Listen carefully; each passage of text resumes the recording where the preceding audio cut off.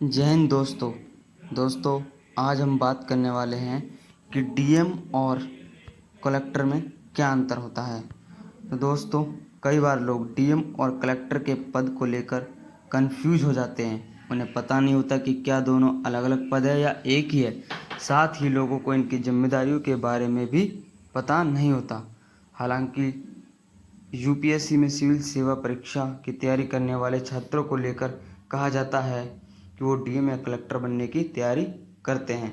ऐसे में ज़रूरी है कि आपको इस बारे में सही जानकारी हो। आज हम आपको यही बात बता रहे हैं। दोस्तों, यदि आपने हमारे चैनल स्टडी बेटर को अभी तक सब्सक्राइब नहीं किया हो तो कृपया करके चैनल को सब्सक्राइब कर लें और बेल आइकन को प्रेस करना ना भूलें।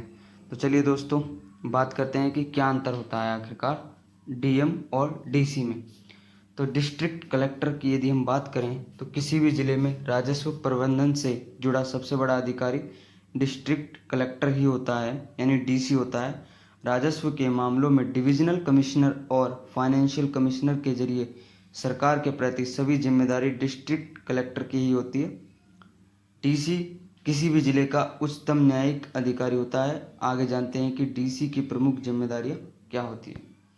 दोस्तों, वहीं यदि हम डीसी साहब की जिम्मेदारियों की बात करें तो उसमें revenue code, excise duty, collection, सिंचाई बकाया, इनकम टैक्स बकाया व एरियर, राहत एवं पुनर्वास कार्य, भूमि अधिग्रहण का मध्यस्थ और भू राजस्व का संग्रह, लैंड रिकॉर्ड से जुड़ी व्यवस्था, कृषि ऋण का वितरण, राष्ट्रीयता, आदिवासी, SC ST OBC, आर्थिक रूप से कमजोर वर्ग जैसे वैधानिक सर्टिफिकेट जारी करना, जिला बैंकर समन्वय समिति की अध्यक्षता, जिला योजना केंद्र की अध्यक्षता भी इनके पास होती है।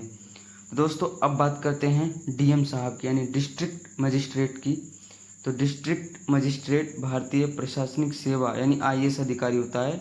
डीएम किसी भी जिले का सर्वोच्च कार्यकारी मजिस्ट्रेट अधिकारी है और उनकी जिम्मेदारी जिले में प्रशासनिक व्यवस्था बनाए रखने की होती है। विभिन्न राज्यों में डीएम की जिम्मेदारियों में अंतर होता है।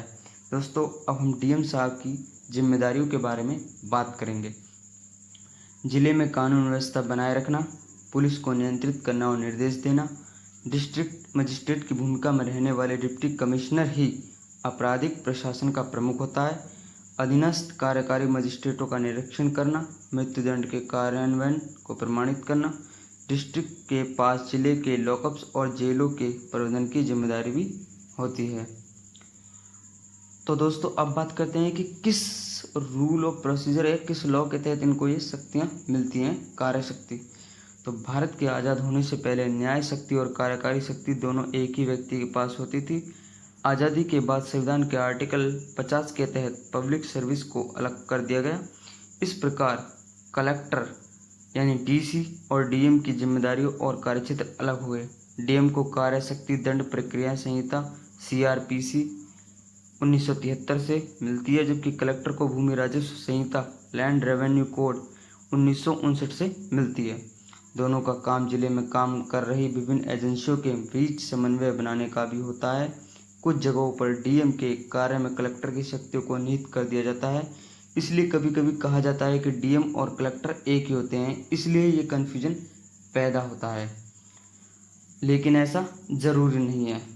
तो दोस्तों, आपको ये वीडियो कैसी लगी? यदि वीडियो पसंद आए तो दोस्तों लाइक, सब्सक्राइब व शेयर करना ना भूलें। वंदे मातरम।